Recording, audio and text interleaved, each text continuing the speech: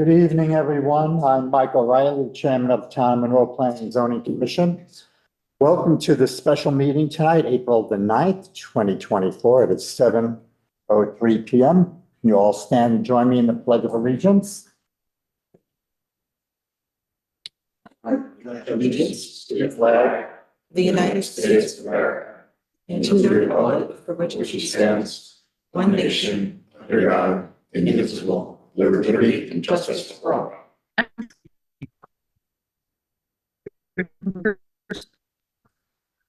Thank you. I'll call the roll, starting on my right. Dominic Smergalino, alternate. Brian Codden, Commissioner. Leanne Ambrosi, Commissioner. Robert Westland, Commissioner. Nicole Lupo, alternate commissioner. Chuck Andrews, attorney for the commission. Kathleen Gallagher, Planning and Zoning Administrator. Okay, and thank you. Sarah? Sarah, okay. We have one commissioner absent, so we're going to seat. I don't think Sarah's on. Is she? I agree with you. I actually was just looking. I also agree that Sarah is not on.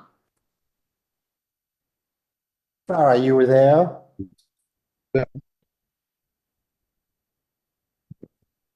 Somebody's there. That's Sarah. Yes, not Sarah. Not Sarah Stroud? Not on? Okay, well, Looks like she's not on. we can continue Correct. to review the video for the minutes. Yeah. All right, so we do have to seat an alternate. Commissioner Condon, who's up next? Dominic Panicio will be up next, but since he's absent, it moves on to Nicole Lupo. Okay, Nicole Lupo will be seated tonight. People online, can you please mute yourself? They are muted. Yeah, it's weird. Somehow Muted all. Amy Hair is talking. Somebody's coming out. Yeah. The first public hearing tonight is, well, this is a special meeting. It is to hear this public hearing tonight, ACP 2023-11, 139, 141, and 201 Turkey Roost Road and 30 Cobblers Hill 4. This is a continuation from 3/12/24. Let the record show that I was absent from the last meeting. However, I have reviewed the exhibits and viewed the YouTube in its entirety and up to date.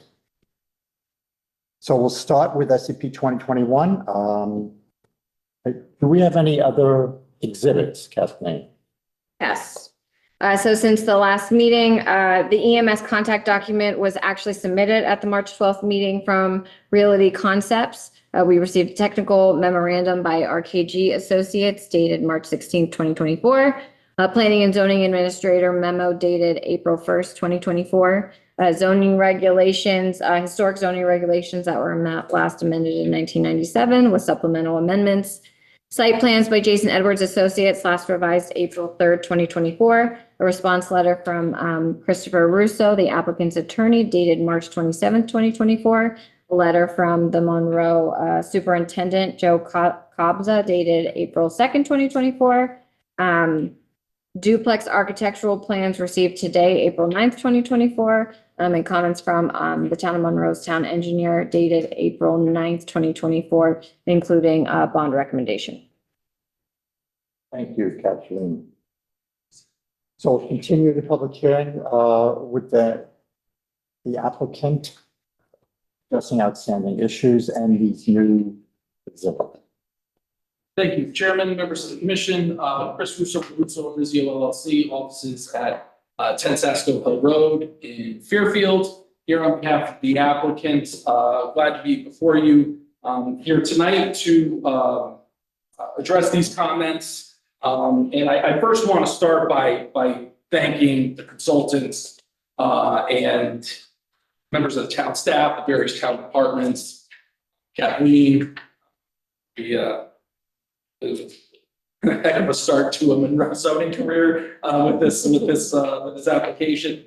So we very much appreciate the comments. We take a look at them, submitted responses. I think if you look them over, you will see that we've addressed a lot of concerns and a lot of comments from those consultants. There are a few outstanding, which is the ones we will review our responses, but also address those remaining comments. And then obviously, if you have any remaining comments, we'd be happy to address those as well. Before I turn over to Jason, who's really going to run through it, we did, talking with the consultants, but also in talking with you, the commission, we went back and we looked to see if there were changes that we could make to address your concerns in particular. And I think Jason's going to go through some of those things, but two of the main ones that will be a change from what we have originally proposed is, I know we talked extensively at the last hearing about affordability. I explained how I felt that for sale affordable housing can be tricky in a type of development like this, but took your concerns and I know it's expressed how this development might negatively affect the town with regards to its ratio for affordable housing. And even though it's not required in the MFR district, my clients would look at it, and what we would be proposing now as a condition of approval would be to replace 6 of the single family dwelling units with 6 affordable units that would be spread evenly across 3 duplex dwellings. So that'd be 2, 2, and 2. And so to go towards meeting your affordability goal and incorporate some affordability into this project. It would be restricted as affordable for persons or families whose income is less than or equal to 80% of the area median income, or the statewide median income, whichever is less, which is standard. The change would result in the reduction of 3 building sites, because it would be going from 6 separate single families down to 3 duplexes. So we would lose 3 building sites from it, but it would remain 6 units. And check, make sure I haven't missed anything with regard to that. Oh, the other is that again, trying to address this concern of number of children and the number of bedrooms. These duplexes would be 1-bedroom dwelling units, so they would be more geared towards either parents whose kids have gone off to college or are no longer at home, or also a young couple that's looking to get basically a starter home where maybe a few years after that they would they would move to a different house. So that is one that we would offer as a condition of approval to address the affordability concerns. And also the applicant is offering to reduce 63 of the proposed dwelling units from a 4-bedroom to a 3-bedroom dwelling unit. So this reduction would leave 34 bedroom dwelling units proposed between the duplexes, the 63 3-bedrooms, and then 30 4 bedrooms. 34 bedrooms, sorry. Yeah. And so the result of this proposed condition would be a reduction in the total bedroom count of the development by 81 bedrooms. It's a reduction of slightly over 20% of the bedrooms on site. Again, a lot of the concerns from the commission seem to be around affordability, but also traffic and just the number of bedrooms that were on site. And so, again, even though there's no restriction in the MFR district that would prevent us from proposing the 4 bedrooms for the 99 units as we had originally proposed, we are offering that as a condition of approval to try to address those concerns. Can you run down the numbers again? Sure. For the 3 bedrooms, and Okay, so 63 of the units would be 3 bedrooms. 30 would be 4 bedrooms. Thank you. The remaining 6 are the duplexes, which are 1 bedroom. Thank you. So in total, if you add all that together from what was originally proposed, it's a reduction of 81 bedrooms in total, which represents a 20% reduction in the number of bedrooms proposed. Okay. With that, I'll turn it over to Jason.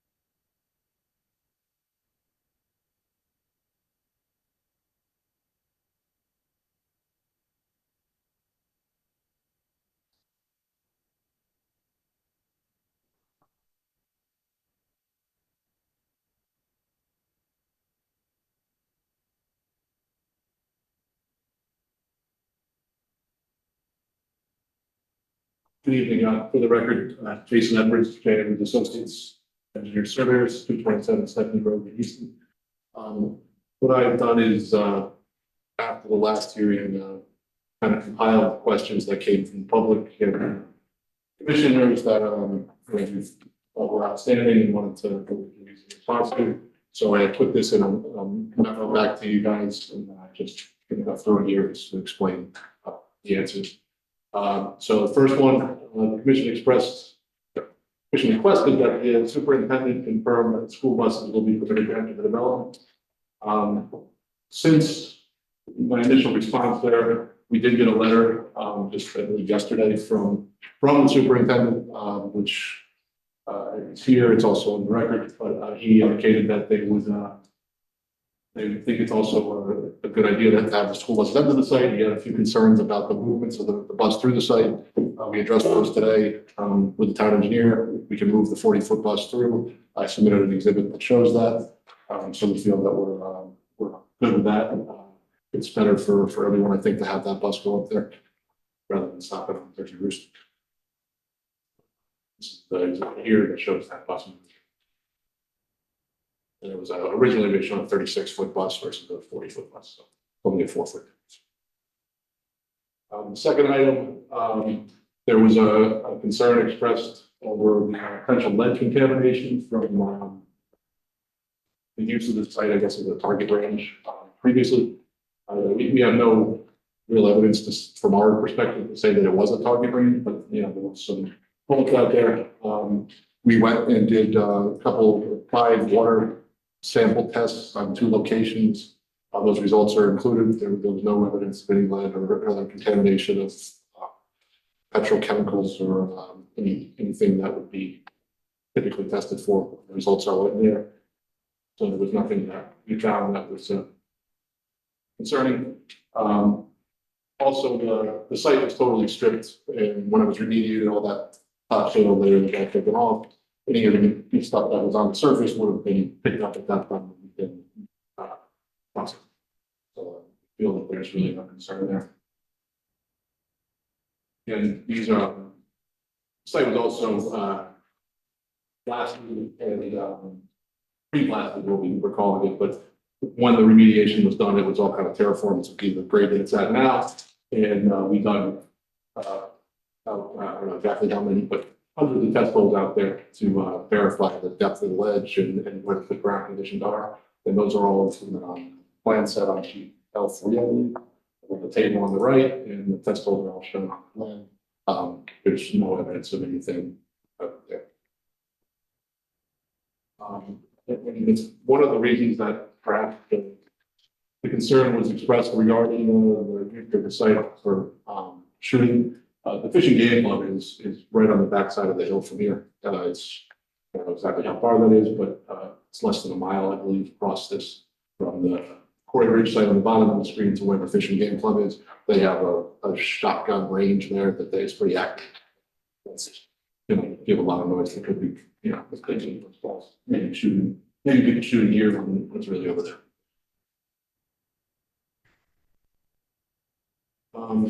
There was concern expressed, I think mostly by the public, but over the potential blasting for the water line installation down Turkey Ridge Road. We're going to have to extend the water main from Fan Hill Road down to where our site is. So we went out and took, a closer look at that. A couple of my engineers went and walked the site, and the site, the way it was constructed, you can see on the high side it was excavated out and then cast to the low side and filled, so it was balanced out there. So there's certainly potential that we're going to hit rock through there, but I think the majority of what they're going to have to install is going to be in a fill condition. And if we do hit rock through that, you're not going to be in a situation to blast. You most likely be able to hammer. You only have to get down 4 feet or so. You can, in most cases, do that with a hammer. So we don't really feel there would be much of a need for blasting. If for some reason there is a need, then we would do it out through the regulations of the fire marshal and all the state permits in the state. But we really don't feel that it's going to be needed or not significant amount anyway. And additionally, the addition of that water line does provide a benefit to the neighborhood. And listed some reasons here. Obviously increased fire protection for the people along Turkey Ridge Road. And there's nothing in the neighborhood now. There's hydrants all along that road for that fire safety. That in turn results in likely a reduction in your homeowner's premium. If you've got a hydrant in front of your house, your homeowner's rates should be lower. We did check with insurance agent to verify that. He indicated a rate of about 30 to 35% for his agents or for his insurance carriers. The neighbors would have the opportunity to connect to the water system if they have a problem with their water. They're paying for water treatment devices and equipment and materials. They could instead opt to connect to the water main for probably not a significantly greater cost than a new well would be. And the values of their homes would likely increase just because they have that water service there.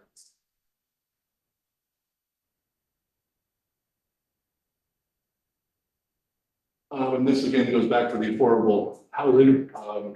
This is just a blow up of the duplex plan that we're currently giving you guys, showing you. This could change by the time we get the building, but this is the concept that we're at right now. We have a unit on the left and the right. There'd be still a 2-car garage. The idea is to keep them to be, to look the same look as what the rest of the neighborhood looks like. So you'd have a 2-car garage. The one unit would have direct access, the other would have to walk outside to get in. But the units are still, the outside of them still look, it would be a 1-story, but it would be the same footprint and same finishes, and so the fronts would look very similar, just on a shorter scale. Endangered species were mentioned at the last the hearing by some of the public. That was gone over extensively during the wetlands permit. There is a box turtle that was identified on the site, which is a very common endangered species in this area. So to mitigate that, our environment has a box turtle protection plan, and one of the next steps prior to construction here is going to be a DEP general stormwater permit. So we'll have to go for that, and as part of that, they will make us do further analysis on the site to confirm if there's anything else out there. But that would be a requirement by that agency. And this, Mr. Commissioner Ambrosi had expressed his concerns about the processing of materials on site, crushing. And I just kind of went into what the language of the regulations here, and just to clarify that we don't need a separate excavation permit on this because we're getting a special exception permit. The way that we interpret it, it's one and the same. You have this exclusion here that read my text from here, but changes in contours in accordance with the site plan or special exception permit approved by the commission. Such plan and change in contour shall be permitted in accordance with the provisions of this section unless otherwise conditioned. So we have to meet the conditions of the section, but we don't need a separate permit. It's included with the special exception permit. Just wanted to clarify that. We wouldn't have to file a separate permit for the excavation and fill. It's part of this permit. You plan on crushing there? I'm sorry, what? You plan on doing any crushing there? Yes. So you'd have to. We don't have to give you a crushing permit. I think it's part of the special exception if it's conditioned on the. If you read the way, the language that he had taken from there, because they're not, sometimes we use the excavation and fill permit to allow people to do like semi-quarry operations for 2 years and things like that. They can't use it for that, but if they're just doing it to crush on site to get the contours from the existing to proposed, the materials being kept on site, it's not being exported off site, they meet all the conditions of the approval. Yes, they're allowed to do some of that as part of the SCP. They don't need a separate excavation and fill permit. You know how much material you're gonna be able to, you're gonna probably process? Here somewhere. I mean, it's all the stone for the roadways. I think it's neighborhood of 15,000 yards, something like that. We process it of rock. You know, we'd be moving more material, but rock for those. You said you're gonna probably crushed about 15,000 yards, is it? Probably, it may be more. No material is gonna leave this site? Nothing's gonna leave the site. Product. There may be a case where we've got to use something for the water line, so, but we would not use it for anything beyond the water line or the. Yeah. And it is favorable to have them be able to use what they have on site environmentally, and it's also, you know, cost effective.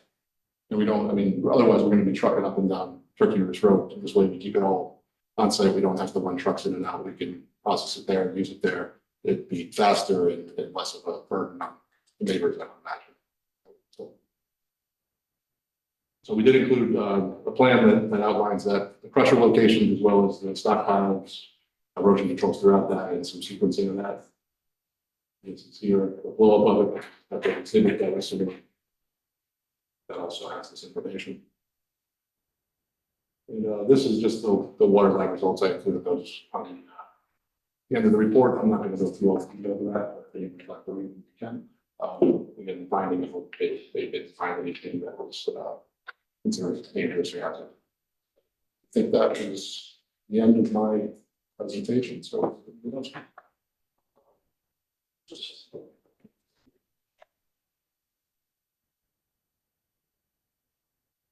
Just to go over some of the other kind of the responses that we received, and this is some of these folks are on the line, they're going to speak to it. But the Office of the Fire Marshal reviewed and stated the project raises no issues at this time.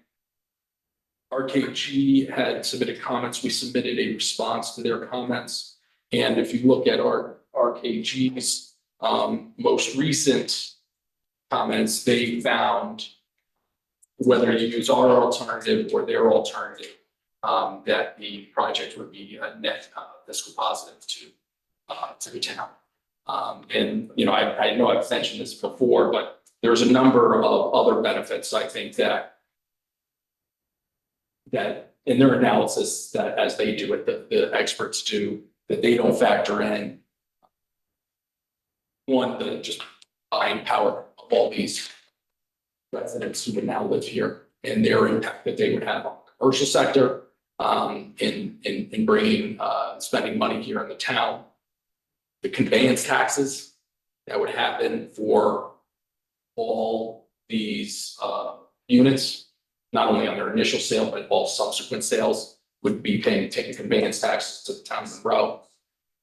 There's the benefit of, you know, if you looked at the how they came up with the cost burden that would be for the town, one of the things that our consultant included was paying the salary of an entire police officer.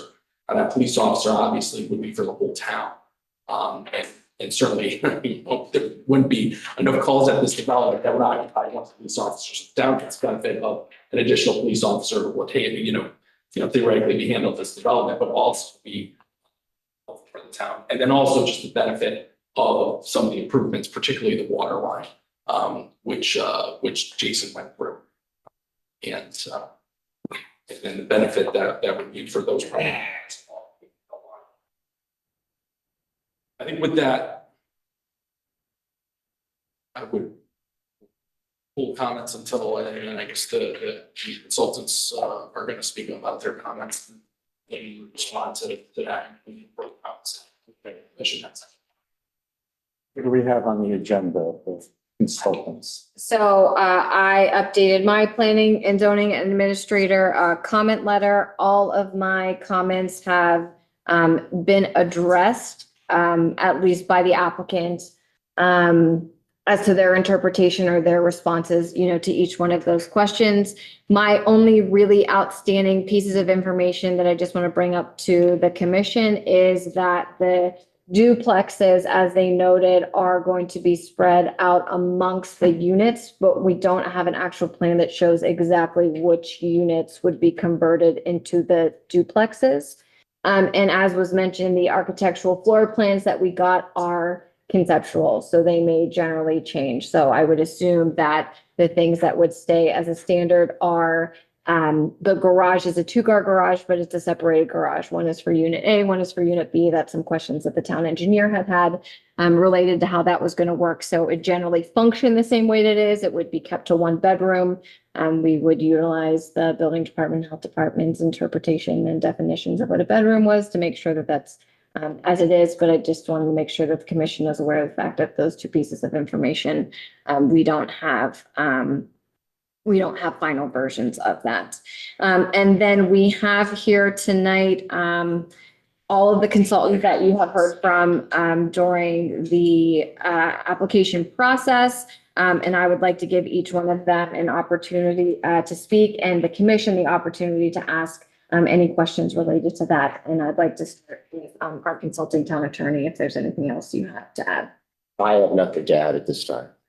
And does the commission have any questions related to items that we have discussed for? The duplexes, would that legally be allowed to count for affordable housing if they're different than the other units? I thought they all had to be the same. The answer is yes, you can count them as affordable units.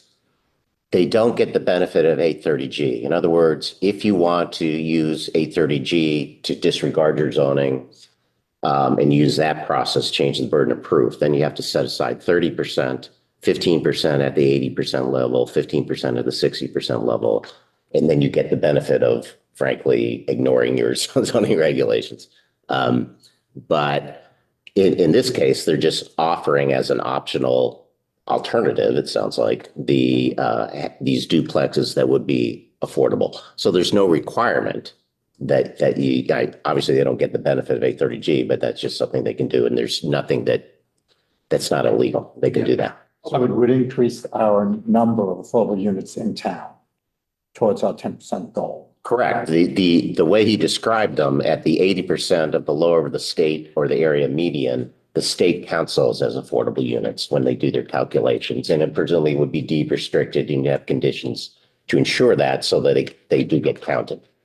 Yeah, because I remember with like some of the apartment complexes we've approved, they had brought up that you can't have one floor be affordable and they have to be the same. So, I was just curious over the lack of a second floor or the fact that it's 2 and 1. That's okay. No, and that is absolutely true in 830G context. The courts have said that if they want to take advantage of that, then the affordable units can't be looking different than the market rate units. They have to be, the same size and shape, so forth. But we're not talking about that. This Okay, is so that's just 830G. That's not just towards our requirement for affordable housing. Yeah, I've seen other ways of people try to address affordability. There's fees in lieu of or things like that have other ways that don't, that aren't in the statute, but yet help a town do affordable stuff. So Thank you.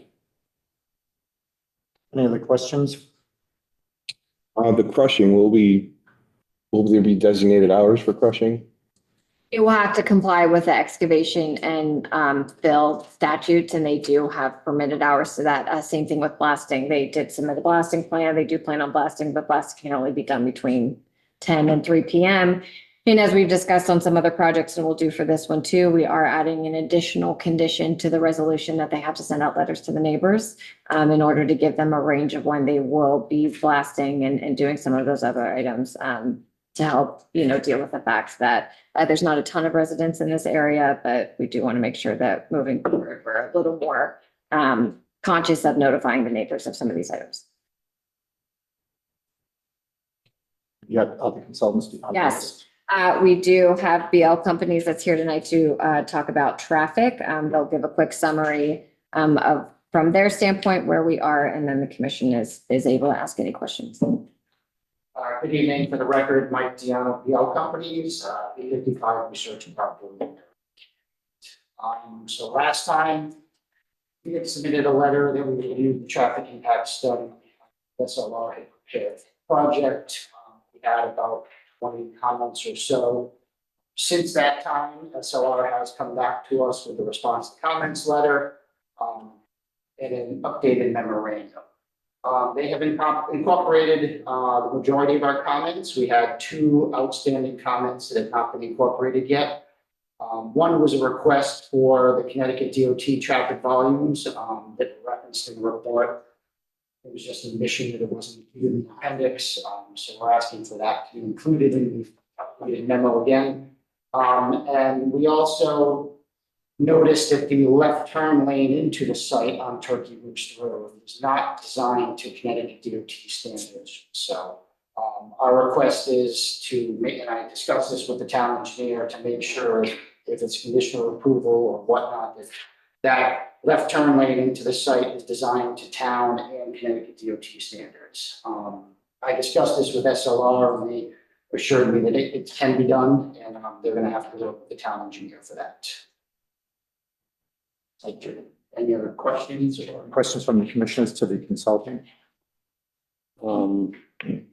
Yeah. So I will ask, have you been on Turkey Roost or you just looked at the? No, we went out to the site. I was actually out there with the town engineer. I mean, it's a windy road and there's a lot of blind spots on the road. So this commission, basically, we talked about doing a roadway safety audit from Turkey Roost to Hammertown, and we never got that. And for the road for that kind of conditions, I would think that maybe that audit should have been done. Because there's a lot of blind spots and we're gonna have more traffic to it. There's some really bad corners there. So when the traffic backs up, somebody's gonna come around a corner, and that's why I asked for that audit. I don't know why we never received that. And so, I would thought that would have been a great idea because you're adding so much traffic to it. So part of what we're looking at and why we have that left turn lane and want to make sure that it's done correctly, is as you're saying, you don't want somebody to come around a corner and have a car stop there turning. And it can be designed that way. Now, when you talk about a road safety audit, that's a Federal Highway Administration term. Yeah. That's something that is done in order to get money to fund a new project to correct any problems you find out there.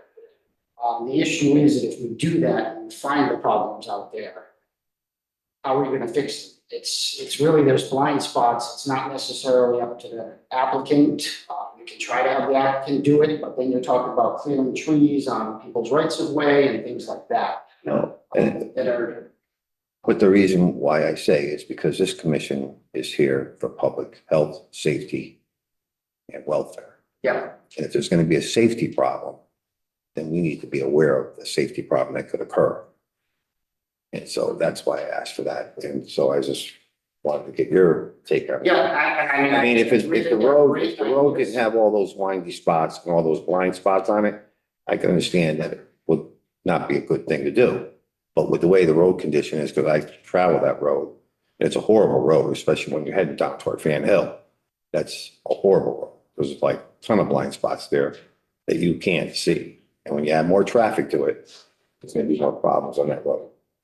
You're going to have more rear end collisions or whatever, because it's going to back up.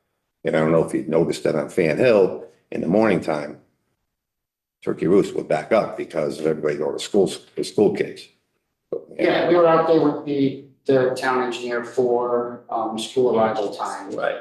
About 4 hours out there one morning. But I'm just saying, the way the road is and the way the road conditions, the road's narrow. The road's a narrow road, Yep. a wide road. So, and there's a lot of blind spots there. And so that's why I was looking for that audit, but I don't know why we had never got that audit here. But that's all I have for now for you. Thank you. Okay. Thank you. I actually have one question. The DOT information, if for some reason we would make it a condition of the approval, is there any information they would submit that would change anything that this board would need to have to deliberate, or it's No. really just a line item? No, thank you, Kevin. It's just a line item that, that will have no bearing on the report. We've seen the data, it should be in the report. Okay. It's just to make it a complete report. Beautiful. All right. Very much. Thank you.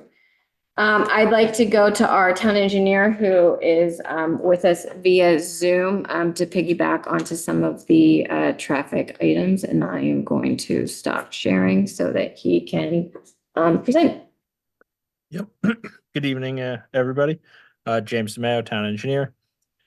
As Mike mentioned, the one concern that we had was the improvements on Turkey Roost Road and that left turn in. SLR did submit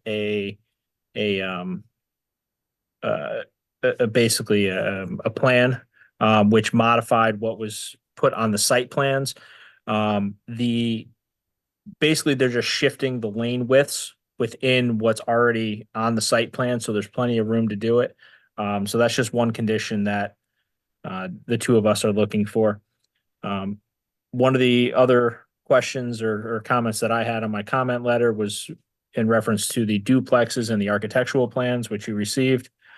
And then the last comment is just kind of a standard condition of approval, which would be that they would need to pull a road opening permit for any activities within the right of way with DPW. And oh, there was something else, and I can't remember. I'm sorry. But yeah, and we did also come to a consensus on the emergency access way in terms of staff between myself, police and fire, as well as the applicant. Just to make sure everybody's aware, what we're proposing is a normal curve at the end of the cul-de-sac. And there's going to be, I believe it's about 25 to 30 feet of gravel to deter any residents from using that as a main entrance and exit. Because that's the one thing we don't want to do is if it's classified as emergency access way, we don't want the residents to use it all the time. But the emergency vehicles will be able to go up and down of curbs in the event of emergency. If people need to get out, they will also be able to just, basically block the curb a little bit to protect it and allow vehicles to actually exit and enter the property as well. So we thought that was a good compromise. And that's pretty much it for me. Thank you, James. Any questions for James from the commission? And then our last item is RKG Associates is on as well to do, they reviewed the economic studies. And I don't know if there's anything more they have to present this evening. Who's here from RKJ? Lawrence Hi. Crane. Lawrence Craner here from RKG. Thank you for your time. No, the last set of responses, we noted that the applicant had revisited the analysis and made some fine tuning and adjustments. And I think it was mentioned earlier that irrespective of whether the SAC multiplier, the school age children multiplier, as offered by the applicant is utilized, or if we were to utilize the locally sourced data for Great Oaks Farms, both estimates would result in a positive net fiscal benefit to the town. Differing in dollar amount, obviously, but positive both ways.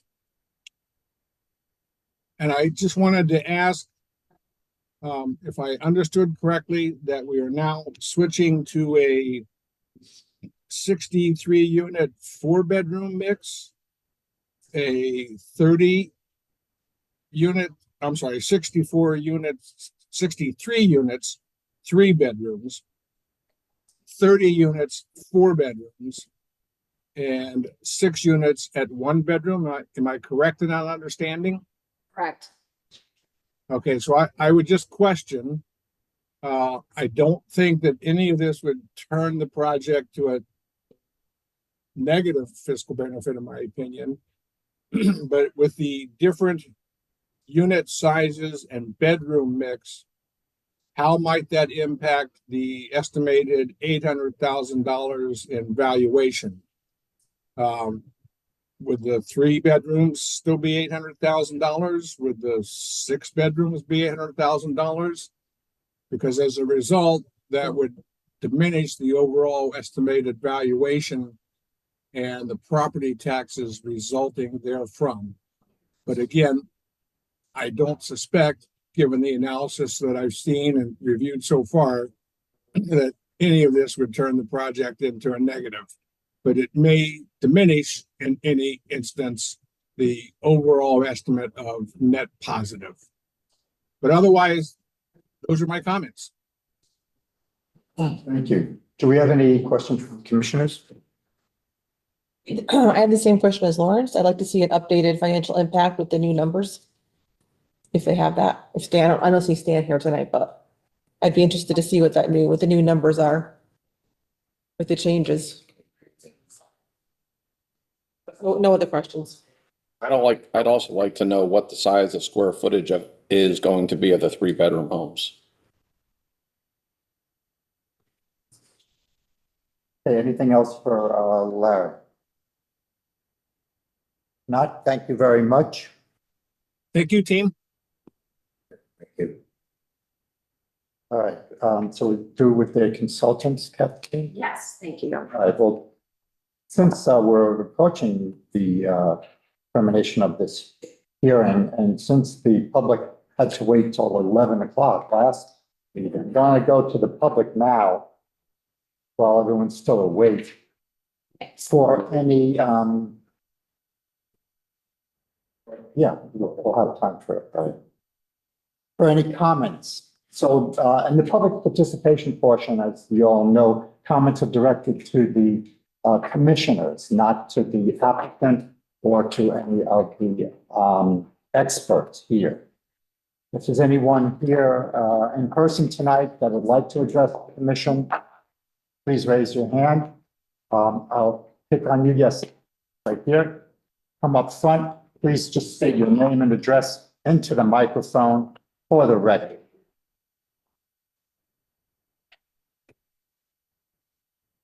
Cheryl Fair, 88 Turkey Moose Road. I'm totally against this project. My father built our house that I'm currently living in with my children in the early 70s. He built it with his best friend. No construction workers, him and his best friend. It used to be a really nice country town. Right now, there's high traffic on my road because it's a cutoff for Massac, Horn Hollow, and Jockey Hollow. The road is very narrow. Last time I wanted work done on my house, when I wanted my driveway paved, people complained because my contractors had their stuff, all their equipment on the side of the road with their blinkers on. No, you have to move it. They called the cops. So then he tried to move it up to Lynn Drive. Then I have an owner coming out of his house. You can't park that there. You don't own the road. Okay. So considering I've been living there since I was 4 years old, do y'all remember the Wren's pit? Wren's? Okay. So we had to deal with over a decade of dump trucks blasting. Foundations were cracked. damages to the road because of dump trucks. Now you're gonna get all these, I don't know what you call affordable housing from what I just understood. I don't understand what that means. It wasn't really, it's more confusing to me now than ever when you're saying some of these units are going for $800,000, okay? So now you got the school system. I was brought up in this whole school system. So were my children. Now you're gonna add more kids to that school system. Now you're gonna ask to raise the budget again for these kids to go to school. And then when the budget isn't passed, you're gonna cut more programs, like what's happened to me and my children. I am not gonna listen to dump trucks or blasting at my age. I've had enough damage done. I've been wanting to move out of the state of Connecticut. I can't afford it. I am not well, and I'm not gonna. This is my father's legacy that he built for me and my children. Obviously, I'm gonna stay in my home and I'm gonna die there. And I am not gonna listen to this ruckus again. And it's just too much for this town. I'm sorry. And it's too much for my neighborhood. And that road is dangerous to begin with. And we don't need any more traffic, any more noise. And if some of these people that claim that they know this law, well, why don't you try and spend one night on that road and see all the loudness, all the traffic, all the craziness. And you're just gonna allow more to come through. And I'm very upset and I don't want this project to go through. So thank you. Thank you for your comments, Carol. And yes, come right up.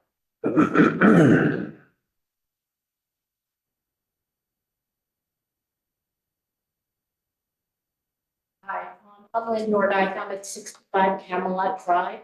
Has nothing to do with this location. So, but I am here to support the people who do live there because I think it's two issues for me. One is our school systems. I think people move to this town for the school system that we have. And every single time you take a piece out of that, because I know that I'm fairly sure that these students will be going to Fawn Hollow. That school is busting at the seams. There is no room for more students. You want to build another school? I guess that's going to go to your bottom line. It's not going to make any sense at all. So I think that we should look at it from the standpoint of why do people move here? And they move here. Well, they used to move here when I moved here because it was a nice, quiet little town. It's lost it. It's lost that feeling. We have stores and restaurants and Dunkin' Donuts that looks like, it's horrible. So the town has changed. And honestly, the thing that's going to keep us afloat are our schools. And I think that should be number one of concern. The second thing is I agree with her about the roads. Now, I guess you can tell from my accent, I wasn't born here and I lived in New York and New Jersey for many years. We had sidewalks. We had street lights. It was safe. You could go, I watched the kids at Massick running for the track. They were running in the other sides of a road that somebody could lose interest. They could just hit those kids. And no, you could say, well, maybe that's not a good place for them to run. Okay. Now, on this street, I just asked the lady who was sitting next to me, do you have Amazon trucks and FedEx trucks and all that stuff that they don't pull into driveways? They're on the sides of the road. So now you've just taken a road. I know I've been on Turkey Road. I don't go there anymore because it's the narrowest, all our roads are narrow. It's the narrowest, most winding road I've ever been on. So yes, I'm comparing what I used to have to what I don't have now. But I want to keep people safe in this town. And I'm not for or against houses. It's not that. It's a bigger issue than that. That's it. Thank you. Thank you for your comments. Is there anyone else here tonight that would like to comment? Yes, come right down.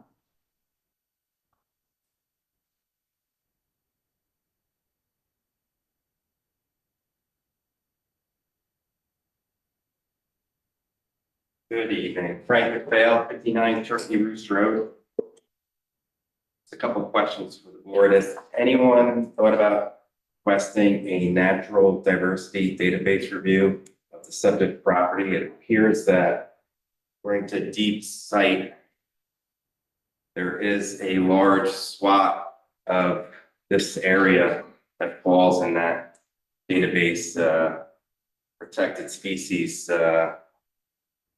That's the box turtle I was just addressed. yeah, that was covered in their, It was part of the wetlands application. It wasn't under doesn't review. fall in the, It was part of the wetlands that they reviewed it. And there was mitigation that was proposed as part of that in order to address it. as far as, and I appreciate them modifying their composition of these units, I guess 63, we're going down from 99 to 63 as far as 4 to 3 bedrooms, 30, which would be 4-bedroom units. They seem willing to compromise. Is the board considering asking them as a condition of an approval to maybe make some of these 55 and older? You have 63 units, 3 bedrooms. Perhaps you could ask them to make a portion. What I'm looking for is a reduction of the traffic, because the traffic is, for me, obviously the schools are a concern, but the traffic is a big concern. I live on the road and, we'll fly by. The older, if you have a 55 and older community composition of this development that are, 55 and older, you cut down a couple cars probably per household. That would help. We're at our best for that, correct? We are very close, yes. We're only allowed a certain amount of affordable age restricted housing, and we've approved a couple around town, so we're right at that cusp. I But think you have 2 or 3 units left, but that's about it. All right, well, I've been up here in front of you three times. This is my 3rd time, so I'm gonna just keep it short. Those are obviously my issues. If you are gonna continue this for another hearing to get that additional data, Commissioner Ambrosi brought up the safety study. Is it possible to have the town request that safety study for the next hearing? I think this board requests it. And if the town doesn't request it, it comes to the board, and the elected member. Sure. That's to support the residents in the town of Monroe. So at one meeting, in a public hearing meeting, I did request that. I believe most of the commissioners agreed on it, but I haven't got it.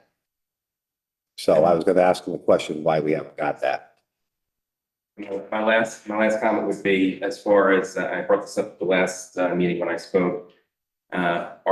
Is the board going to request any comps regarding these proposed sales of these units to support, the 4-bedroom, 800,000 valuation, and now the 3-bedroom and the 6 the 1-bedroom units? I think that's what Nicole asked for, right, Nicole? And that's going to have a large effect on the gross revenue that they're projecting. And to this date, there's been no production of comps to show where this 800 value is, at least for the 4 bedrooms, where they're arriving at that value. So I'm just curious, are there 4-bedroom condo comps in the town of Monroe that we can use to see if this valuation is accurate, and if the revenue that they propose this project to generate is actually accurate, or is it skewed to show positive revenue for purposes of the petition? Thank you. Thank you very much for your comments. Is there anyone else here tonight? Please come down.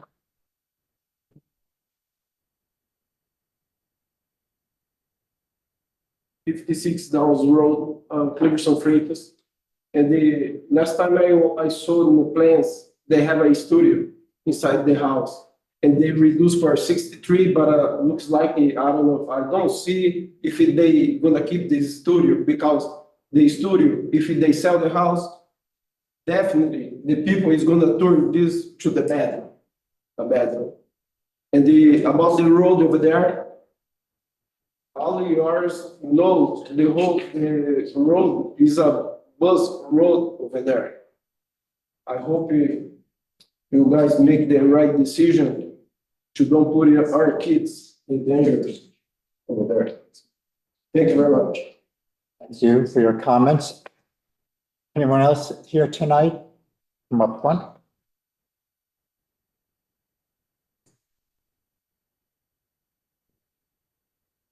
Good evening. My name is Carlos Carrizo, 485 Home Street. I'm here to voice my concerns also along with the other neighbors with respect to education and how this will impact these new houses will impact the small schools that we have in this town. I recently moved to this town a couple months ago, also because I have two kids that will go to school. And this is a Pita school district. And my concern is also we don't have many, we have only one high school, middle school, and then two main elementary schools. Adding more children will produce education. This is also proven in other towns throughout Connecticut. My other concern is also road safety. I heard about something about different roads for emergency vehicles. Of course, it's nice to have a separate road for emergency vehicles in the case of this small number of roads where there is a lot of traffic, but also during winter seasons, it's not a very efficient way to access the place, especially if there's all snow, because snow plowing will not work in that area. You will still need to go to the main road. I also share my concern with the safety of people that are usually running or biking around along the road. In another road, I think somebody mentioned it. I think it's a concern. And lastly, I think I heard something about adding a police officer for the town or for this particular project.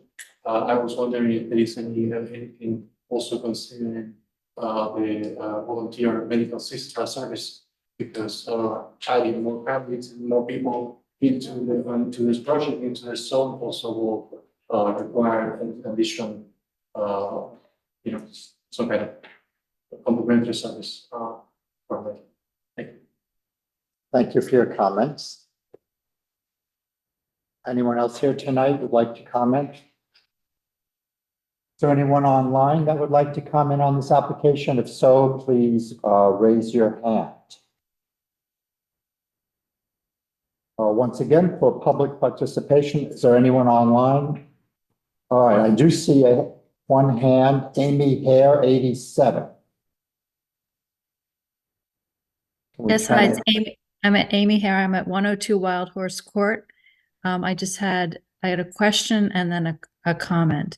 My question is, when you talked about sending notifications out to neighbors regarding when blasting will be done and when crushing will be done and when most of this construction will be done, what constitutes a neighbor? Is it just the people whose property adjoins it, or is it people within like a 2 mile as the crow flies radius?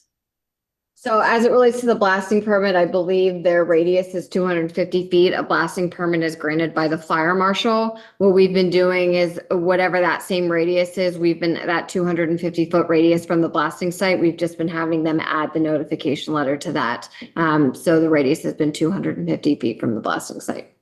Okay. And then another comment, it doesn't impact me, but I think it would impact all the people whose yards are going to be, torn up to get the water main pulled into to this new property. just a suggestion that you might consider having the developer pay for all those homes to get hooked up to city water now. Because I think at one of the other meetings, they said that where they weren't going to allow a cap, I don't know what they called it, some kind of a access cap to be installed at the time that they put the water main in. So that people could maybe use the water, hook up to the water main at a later point in time. It might be nice for this developer as a concession to all the neighbors that are going to have their yards torn up and potentially their driveways, to have that included in the cost of the project. And that's all I had. Thank you for your comments. You're welcome. We have Victoria Ramos. Hello, yes. My name is Victoria Ramos at 38 Webb Circle. My child attends Fawn Hollow, and as somebody else mentioned, Fawn Hollow is already busting at the seams. When I first moved here a couple years ago, I was told 15 kids, 16 kids a class. Now it's 25 kids a class.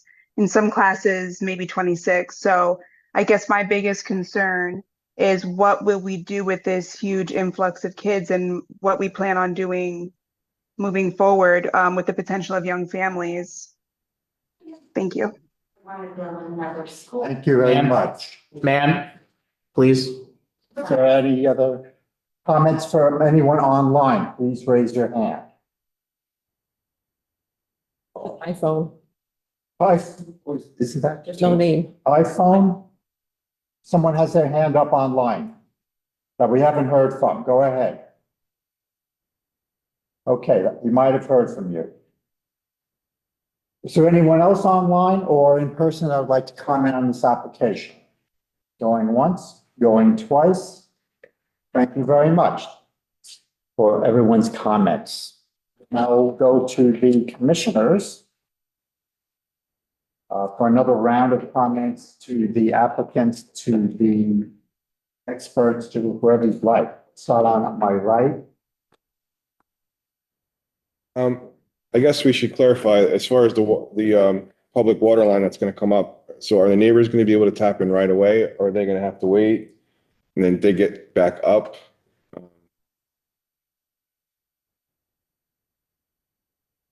Commissioner, so my understanding is Aquarium won't allow us to stub. They won't leave a stub there for, these people are gonna have to, the people who could access would have to go through Aquarium to be able to access that. There's nothing preventing them from connecting while it's being installed. What they won't do is put like a tap out to their yard. Out to their yard, they'd have to make a connection then as they're installing it, or they can back at a later date. So they can make arrangements as you go. Yes, yeah, yes. Yeah. But they have to individually go through, they have to do that process directly to their areas. And have you guys discussed any further about bringing the gas line up as well? We're still talking to the gas company, some numbers on that. It's still a possibility, but we don't know at this point. We'd like to do it, but we have to get the gas company to work with us. All right. One thing we haven't discussed is for these units, will they have full basements?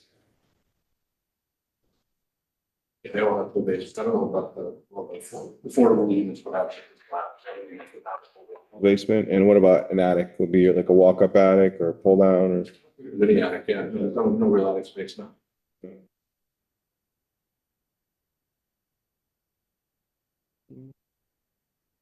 Hello. Please up there. Sorry, In iPhone, yeah, good. Yeah, say hello. I'll allow. If there's someone online that would like to address the commission, go ahead. Yes, that's me. Can you hear me? Yes, we need your name and address for the record. My name's Gary Corigliano. I'm 131 Longview Road.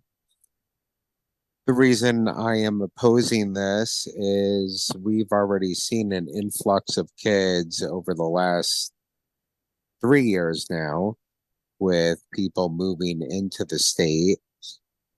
As far as the school systems go, I know firsthand that they are unable to handle all of these children. And it's already becoming a learning disability because of so many children in each classroom. To be able to add more to this is just more, I guess you can say, kind of disrespectful towards the children. I don't think it's necessary. I think there's no reason to add more. And especially in the location of where it is, the routes and the ways of going is almost kind of like an emergency area where getting around is almost kind of dangerous, is as far as adding more population into that area.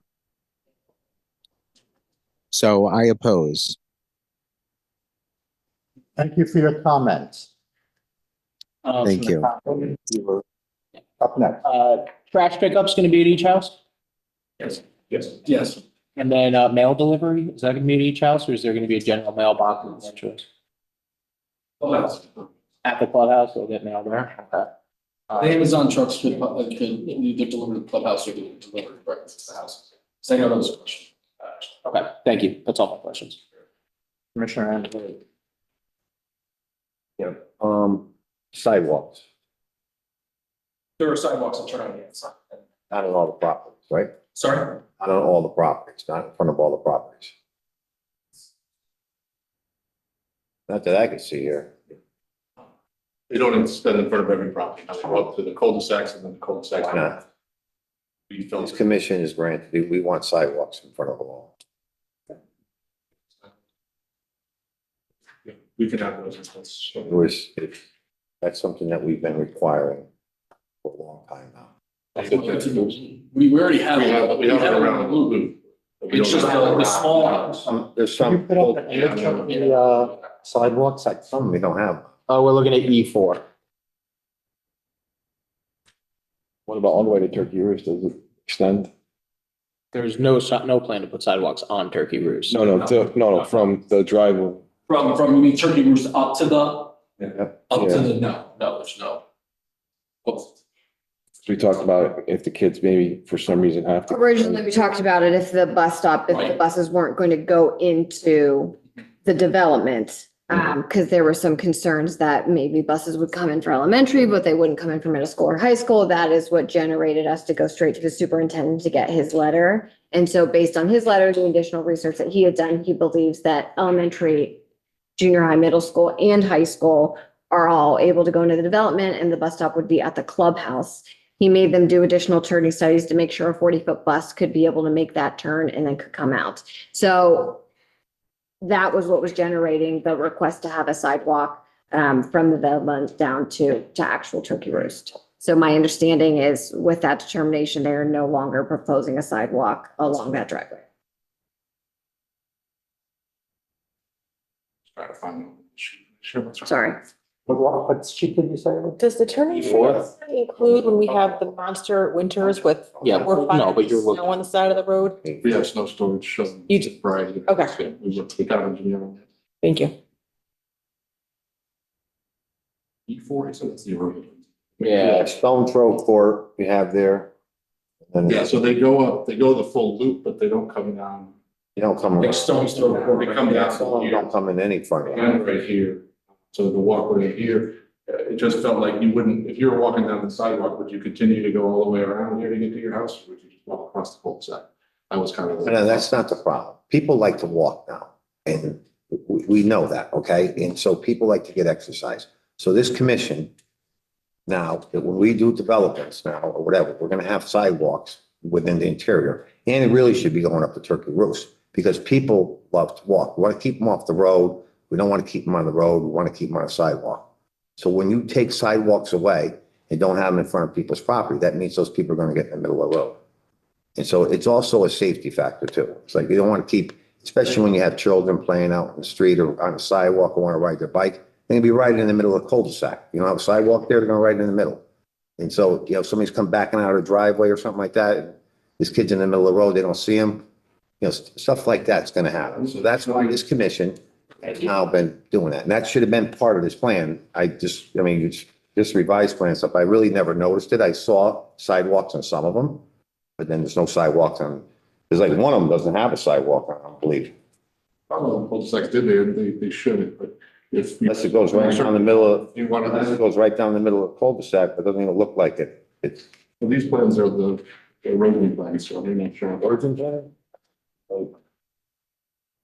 Those are the erosion control drawings, the S-series plans, which are further forward in the set. But we're happy to extend the sidewalks. Do you want to go all the way around the cul-de-sac or just to the end or? No, I want the sidewalks in front of every unit. I mean, I just don't want them, you know, you have them across the street, according to your little diagram here, but you don't have any sidewalks on them. You only have them on one side of the road.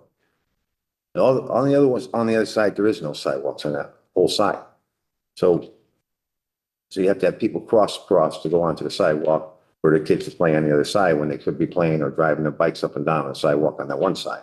You know what I mean? So, I mean, basically, people always said that, well, the sidewalks don't attach to anything anywhere and anything like that. Now, this commission, we want to put sidewalks in. That's what I was looking at. To extend that onto the cul-de-sac. Yeah. So You're good with the sidewalks. Right. Thank you. So, like a lot of people have concerns about property. Like I said before, I asked for that safety audit, right? That's not conducted by us, Commissioner. I mean, I know we discussed it last time. I mean, that's an audit. You can't keep from us. I mean, it's independent. And when you had made the request, I mean, it was in the comments that you had made the request to staff if somebody could do it, it wouldn't be us. Well, I believe it falls on you. I don't believe it falls on anybody else. I mean, I believe if I have concerns about the road conditions and the way that road is, I believe it does fall on the applicant. My understanding is a specific audit that you're asking, the independent safety audit cannot be from us. I mean, it's an independent safety audit. We analyze safety conditions, and I know there were some recommendations regarding clearing on an intersection that was, you know, a pretty significant distance from the site. I mean, no issue. I think that part of that was on, it was on town property and possibly another private property owners. But, you know, so there were some safety recommendations. We have no issue with those, but the specific report you're looking for, my understanding is that would come from an independent report. Independent audit. I understand somebody. So I don't know how what I'm trying to say, Commissioners, I don't know how I can answer that question for you because there would need to be an independent audit. But that was something that was requested on a public meeting. It was made to the third party consultant.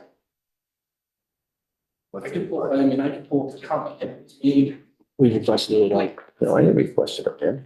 If you're willing, I would love to have our third party consultant too, because, yes, there is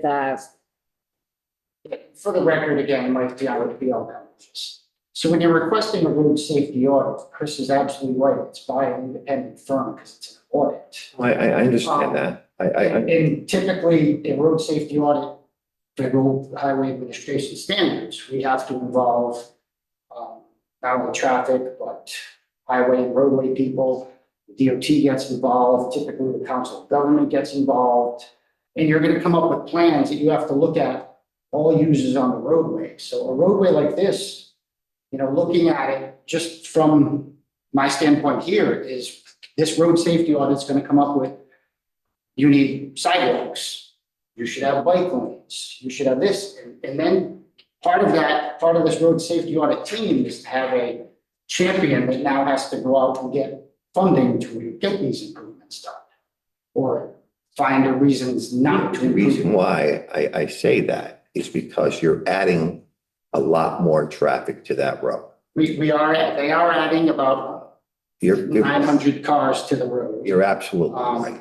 And that, if you look at that road, and anybody looks at that road has problems. It has bad blind spots and everything like that. So My concern about that was because of the road, that road, specifically that road, with conditions that go down to Fan Hill is horrible.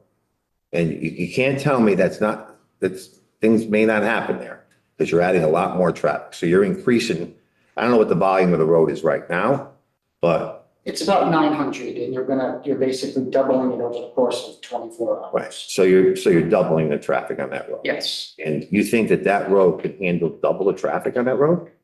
Yes. At that spot, It's still considered a low volume road. When you're doubling it to about 1,800 cars, FHWA standards for low volume rural roads are anything that's 4,000 ADT or less. So we're still not even halfway to getting this up to a higher volume, considered a higher volume road. Can you just talk a little bit about that sentence that you said right there? The metric that you guys use as in traffic engineers that you guys use as a metric and unfortunately your traffic consultant is not here. No, he's on the call. Oh, he is on the Yeah. call. And then I would like him, to maybe give that of like what that metric is as an industry standard, because as we talk about traffic doubling, I know it does sound like it is extreme, but you guys are comparing it as an industry standard to a set of standards that you use, which is outside of my purview, but. Right, and that's correct. So average daily traffic is just what it sounds. What you would expect on a roadway on an average day, one of any 365 days out of the year. On this roadway, SLR did count, it was about 900 and change. And industry standard ITE for the trip generation for this site is you're going to generate about 900 and change again. So yes, you are double. But when we look at Connecticut DOT, federal highway standards for low volume roads, 4,000 ADT is the cutoff point. So you're still well under that threshold for what is considered a low volume. My concern is, like all the neighbors' concern is that people that travel that road are the blind spots on the road. There's a ton of blind spots on that road. Every corner, there's a blind spot. If you add another 900 cars to it, the cars are gonna back up and you're gonna get into one of those blind spots. So And I think I actually think it's the applicant's consultant that can maybe answer some of those questions. Good evening. My name is Nick Havan. Thanks for having me. I'm the traffic engineer. I'm a principal at SLR. You were just kind of breaking up over there. I hear that the conversation is going back to the having road safety audit. Am I correct? Yeah. Yes. Road safety audit normally, as my colleague Mike mentioned it, it happens with a third party. We are the applicant. We can't, basically, you cannot have, this is another right example that you cannot have the fox minding the chicken coop, if you understand what I'm saying. So usually when road safety audits happen, as a the town or a federal highway administration decides that there's a need for a road safety audit, and a third party has to do that, not the applicants. Thank you. Thank you. William, do you have any other questions? All right, I try to look at the project from both sides, resident and developer. And if I were the landowner, I have a huge investment here and it's something that I want to act on. I totally understand that every development, every home that any of us live in at some point or another needed to be developed. So I totally understand that. And I get the need to do that on the landowner's behalf. As a current resident, we want responsible, safe development that the town services can handle without a negative fiscal impact. What should we do? We need to come up with a mutually beneficial compromise. And I feel like you guys have done some homework and you've listened to a lot of the requests and the questions that we've had, and you're definitely moving in the right direction for sure with lowering the bedroom count, and getting the benefits of the water line coming down the road. We know there's some problems as far as getting that line into the road is going to be a challenge. But at the end of the day, this is not going to produce a net positive fiscal gain to the town. That's not happening. I totally believe that the revenue projections are incorrect and the traffic loads are incorrect as well. It's not a matter of having 1,800 cars on that road or 900 cars. The road isn't safe as it is. There's blind spots, there's dips, there's turns. And one of the other concerns I have too is a redesign of the intersection at Fan Hill, Elm Street and Turkey Roost, because that's always a tricky exit from Turkey Roost and from any of the roads for that matter. Getting to schools, everybody's in a rush in the morning. And I believe that Turkey Roost itself needs a modification to safely support the new traffic load. It needs a redesign in some areas. The turnoff needs to be modified, which we talked about tonight. But there needs to be some work done before we double the capacity on that road, or I feel like we're doing a disservice to the citizens. Would the developer be open to more duplex style 1-bedroom units? The project has to make economic sense in order to support the cost of the infrastructure. So I'm just floating that out there. That's potentially a way of getting housing that there's a need for in the community right now into that area, and also not having a huge impact on our school systems and other town services. Commissioner, I just want to, so more duplexes. Not affordable. Not affordable with reduction of bedrooms, or just reducing? Reduction of bedrooms. I know you're utilizing a lot and you're getting less square footage and less value per se, but it may go a long way towards getting this approved, in my opinion. That's one question. And, obviously before we act on this or close, in my opinion, we need to see a complete plan and some conceptual drawings of what this is going to look like before we go ahead and move on it. What the duplexes are? Correct. Okay. I think we submitted that today. What are you looking? Were the floor plans and elevations that we submitted today, is that what you're looking for? Or are you looking? Well, that site plan? That of course as well. We need to have more time than just today to look at that. Yeah, no others. And also if you could take into consideration the other suggestion. Now, what was the square footages? Do you have that information? So, the 4 bedrooms were 3,100. We think we're about 3,100 square feet. The 3 bedrooms would be 2,700, a little over 2,700 square feet. I don't think you're going to have a problem in this market getting comps that are going to work out for what you're looking for as far as market value. We don't know where the market's going right now with rates and everything else, but as it stands, I don't think there'll be an issue with comps. And what is the square footage on the affordable?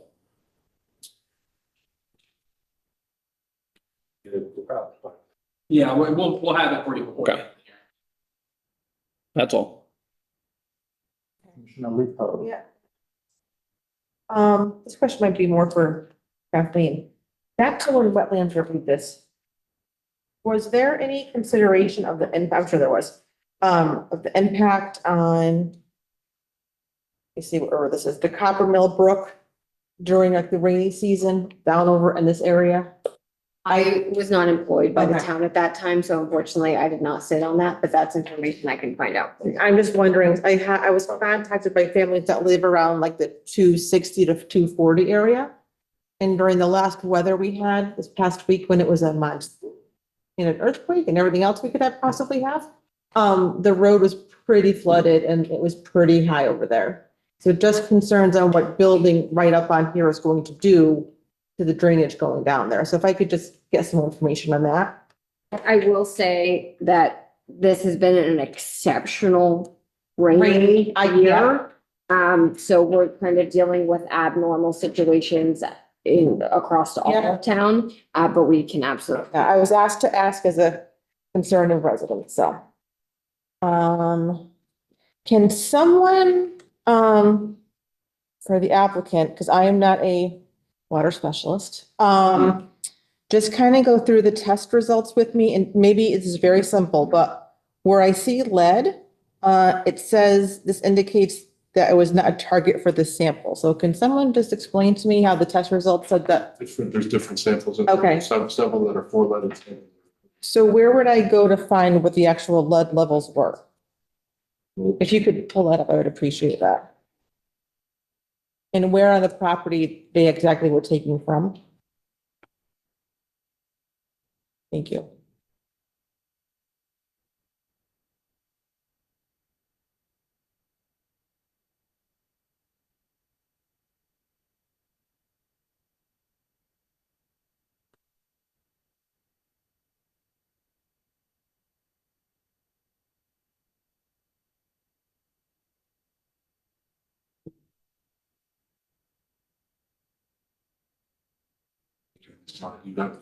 No, that's why I was asking. I didn't see the results anywhere. I saw the request or you showed where they sent out the water. In here, but yeah, that's it. I think it. The only place I saw lead, it said NT, which says this indicates the analyte was not a target for the sample.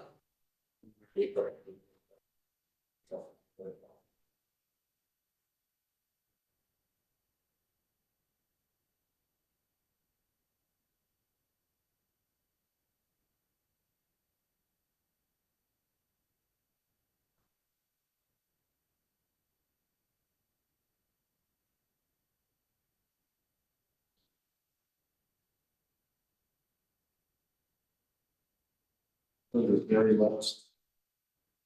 Maybe bottom of the chart right here. I'm sure. I'm sure. We switched to a different PDF, so. That's my fault. I'm just gonna stop sharing and then start it again to see if that fix it. Okay, you go right here. The lead numbers in. They're led by EPA 6.0 field pollution factor lead. For the NT. The NT was the sample that were tested for. Those are the 3 samples that were tested for the gas or oil or anything like that. For gas or oil. Okay, so those 3 samples were not for lead. These were separately done for lead. They did them independently. So that only 2 of the samples then were essentially tested for lead, not all 5. All right, and can I see where on the property those 2 lead samples were taken from? They're all from the same location.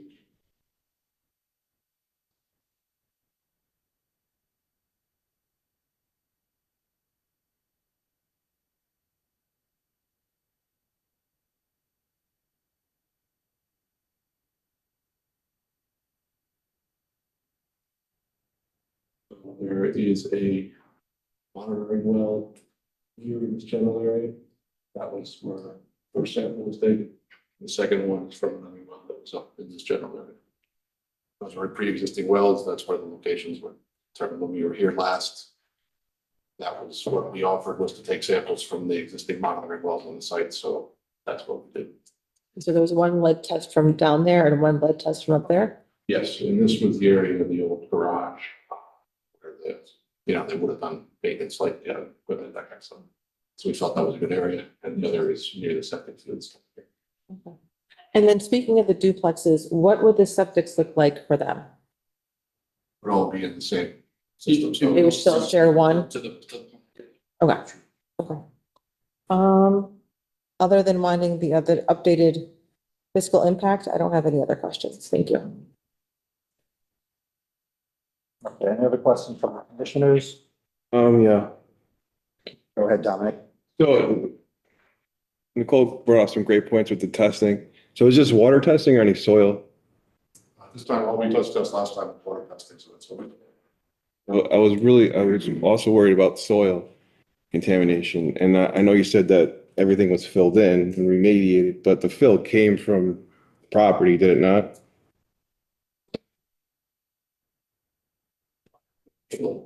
Yeah, we passed rock. I mean, it wasn't.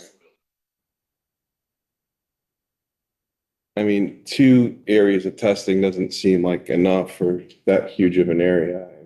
For any reason that we think that it's a shooting range?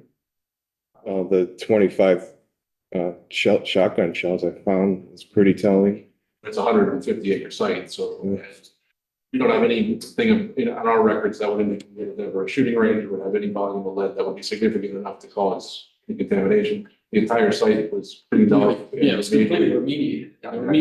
Remediation that was requested. And where do you stop? Full testing, I guess. You know what I mean? Not very convincing.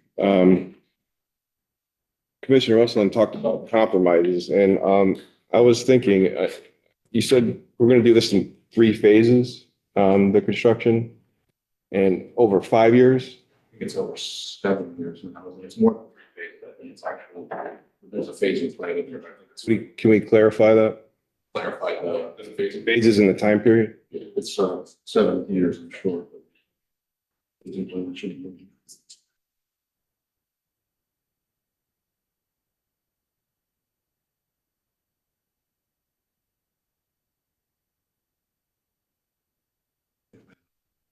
May have been an exhibit with the phasing plans. Just give me a moment.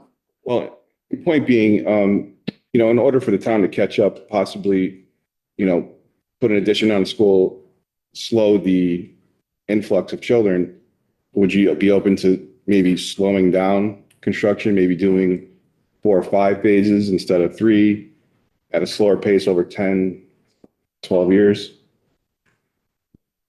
It's a gradual pace over the course of, It's from yeah. I mean, there's permanent expirations and I mean, I think it's it is a slow addition of units into, it's the system. I mean, the problem is we can't control the DOE. I mean, neither can the zoning commission. I mean, that's why these issues, the fiscal zoning issues are generally not considered. It's a separate board. They control Fawn Hollow separately. We have no control over it and about their capacity and how they will handle the influx of students. So the slower the better, right? Yeah. I don't have a phasing document in front of me here. I got pulled out of somewhere else, but it's 4 phases, I believe, right? And we were like 20 to 30 minutes. So it's relatively slow. If you figure that over a year, it's not, 2-3 a month is. Depends on the market, yeah, and that's just it. All right, thank you. Are there any other questions from the commissioners to the applicant? No? Okay. Any comments? Yeah, sure. If I could respond to some of the comments and then, is the hearing will be kept open then? We're going to do a straw poll to see what the commissioners feel once you've finished. Because I'll do response comments, but then I have my normal run through standards that I do at the end. If we're going to keep it open, I'll leave that for the next hearing. What's the feeling on the commissioners that close or keep it Some open? information if you I want. want to keep it open. Let's keep it open. We can keep it open, right? Yeah, We're we still can. with that. So It sounds like we're going to keep it open. a quick summary of what I have heard tonight is yes, there were questions about how does the bedroom count change the analysis, an updated fiscal impact, the square footage of the 3-bedroom homes. There were some questions about the safety at the intersection of Turkey Roost, potentially more duplexes.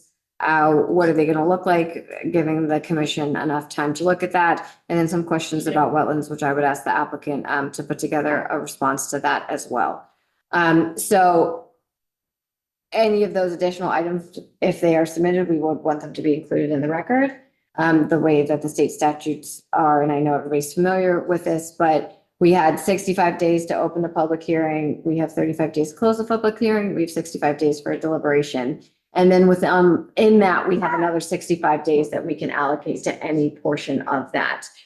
We have already allocated the majority of that. So I believe we have until April 29th to close the public hearing, and then we will have used all of our 65 days. So we have a meeting scheduled for the 18th, which is next Thursday, which is our regularly scheduled meeting. And then if we were to choose to not utilize that and utilize another special meeting, I think the date of the 25th, which is a Thursday, was circulated. But at that point, we would need to close the public hearing if we wanted to continue to move forward with it. I think so. So you could save your closing argument. Okay, I'll just do the response. Okay. You know, and it's, you know, there's a number of issues here where, you know, fiscal impact. We retained a consultant, an expert in the field, to opine on it, to prepare a report. The commission elected to retain its own consultant. And the consultant has come back and said that whether you use the numbers in ours or in theirs, it's a net fiscal impact. So I don't know what extra information, you know, my client, it's the same thing for the traffic. You know, the commission retained its own independent consultant and they said that we've satisfied with their concerns. The two conditions, we have no issue with the line item regarding the DOT counts. And then we presented a trio of options regarding line striping for Turkey Goose Road for the traffic consultant and for the town engineer to select which one they prefer. They selected it. We would be happy to accept that as a condition of approval. So I think I don't know what more we can add to beyond that your own consultant is satisfied with that. I mean, and the same thing with the soil testing. The town, and this was back decades ago, came up along with the engineers. Dave Yorkman, who I think is on the line, was part of that, with coming up with a remediation plan. So all parties agreed on a remediation plan to remediate the site. And my client went forward and completed that remediation. So we've done everything to address the comments and the recommendations we believe that have come from from the consultants and then, you know, from the town when we did the remediation. Just a couple of the comments from the neighbors. One, I know Copper Mill Brook was cited. That's over a mile away, and I think we clarified that and discussed that in the inland wetlands hearing process.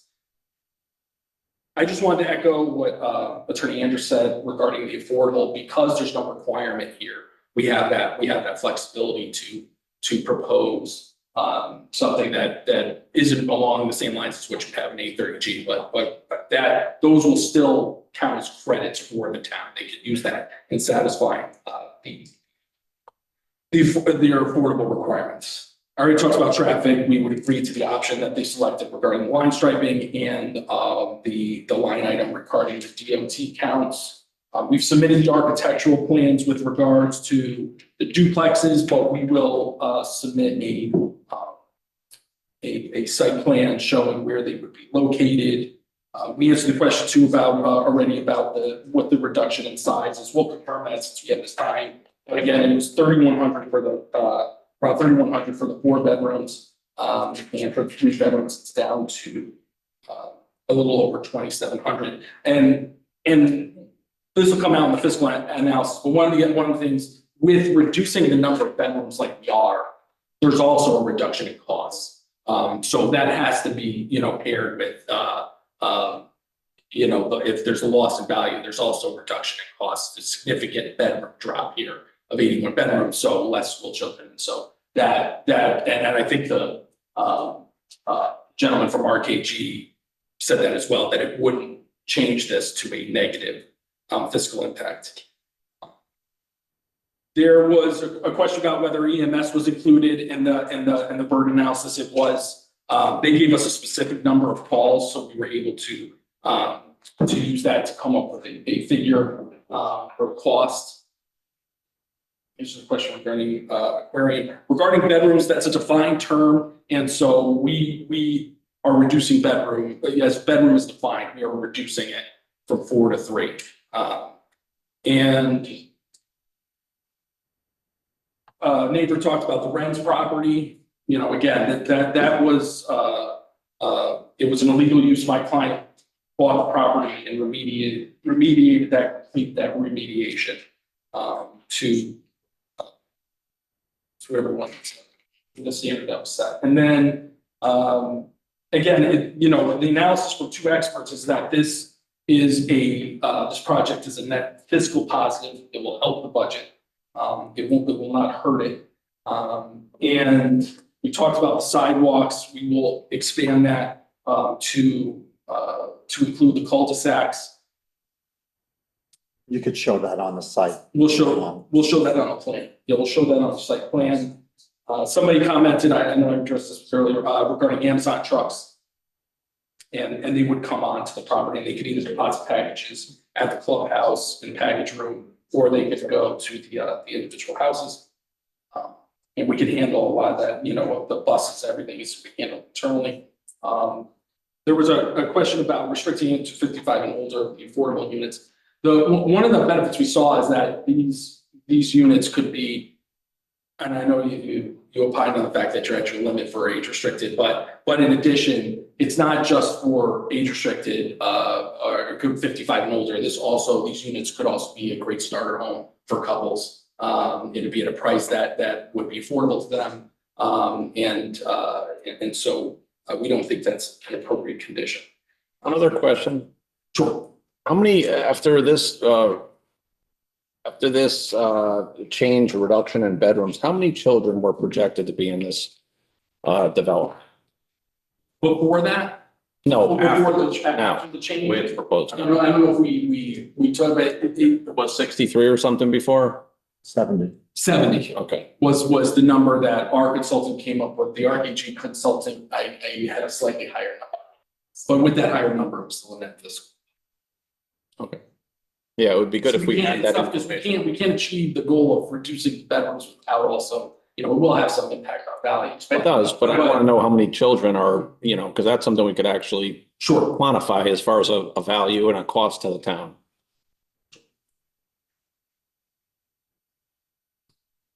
And I think, otherwise, I think that's it. Was there any other comments? Mr. Chairman, if I may, this is James DeMayo, town engineer. Just yeah, sorry. Go ahead. Just because I'm hearing it from my ears, it's sounding like the commissioners are saying one thing and the applicant's saying something else. So I just want this to be clear so that the commission gets what they're asking for. I believe the commission is asking for sidewalks around basically the entire perimeter and both sides of the road. Yes. Correct? Yes. Okay. I just want to be clear because I'm hearing something a little different from the applicant side. So I just want to make sure. So around where the houses are, up in okay. Around the whole. Wherever there's a house, there's a sidewalk. In front of Wherever it. there's Whether it's a cul-de-sac or not. Not across the street. In front of it. Understood. Right. Into the clubhouse. It's all the way down. Okay, thanks, Jim. Do you think you could have this to us by the 18th, which is our next meeting? Yeah. Before the 18th. If you're going to entertain Commissioner Westland's request for more duplexes, make sure that is included in the cost analysis. We'll look at that. I mean, we'll take a look at it. I think this was what was offered was a significant reduction against 20%. I said it. But we'll Don't come and then say, oh, this, and then we have to go back with another cost analysis request. Leon, how do we? and I know I made this point before, Commissioners, but this site was zoned MFR. It wouldn't zone this, you wouldn't put an MFR zone on a dirt road. I mean, there was analysis that was done and there was consideration that was given by the commission back then regarding whether or not this was an appropriate location for this level of development. It was meeting MFR district. They looked at Turkey Roost Road. They approved it for 99 acres of MFR, which the regulations that were effective, that are still effective now, stated it was 1 unit per acre. If it was a detached single family dwelling unit, and it's 2.5, which is the more dense option, which is the one that we're not selecting with this project. It's 2.5 for attached dwelling units. So there was planning that was done regarding the site about whether this was an appropriate, and Turkey Creek Road was an appropriate location for multi-family housing. I mean, one of the benefits of the MFR is that it allows you to eliminate some redundancies and to really protect the environment because you're able to condense it into a small area. It works out very well on this site because we're able to locate 99 units within an area in the quarry where at the end, we're going to be adding in trees. We're going to be adding in hundreds of trees. And that's one of the benefits of the MFR. It's not a straight, this piece is 157 acres. So if somebody came in and was just like, all right, well, I'm just going to do a subdivision, 157 acres, they're going to disturb all that land. And so that's one, I think, of the great things about this application is that we are coming in completely compliant with a zone that's already been set, with the regulations that are already set, and choosing a less dense option, the less dense option for this, that's under this regulation. So, you know, I know I've said that before, but I think that has to be kept in mind that this site was already selected for this level of development. It's not that we're coming to you with a 157 acre piece per se, changes to MFR and allow that level of density. You know, I presented before this conditional line. If I came and I came with an MFR on land that was RF2, and I said, we're going to propose a 50-unit development. Regulations allow 1 unit per acre. But I'm requesting that the commission approve 99 acres of MFR. I think this commission would tell me, no, you're getting 50 acres of MFR, and that's it. You're not getting an acre over, because then you would be able to come back and do more. This site was selected, was put into the MFR at 99 acres, which again, at the lower density calculation, we are totally in line with. So I just think it's something to bear in mind. With that, I guess I'll hold comments, the rest of our comments to the next hearing. All right, this hearing will be continued. And Chair will entertain a motion to adjourn. Second. Condon, second. Yeah, just to be clear, you're continuing the public hearing to April 18th, yes, to our regularly scheduled meeting next week. Yes. Thank you, everyone.